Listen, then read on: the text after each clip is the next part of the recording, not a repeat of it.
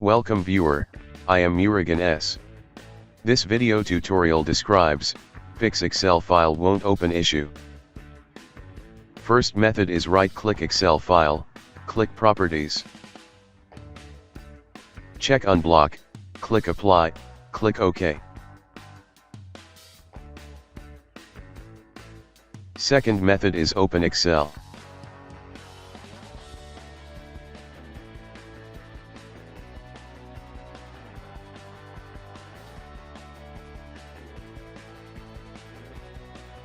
Click File, click Options. Click Trust Center, click Trust Center Settings. Click Protected View, uncheck 3 options.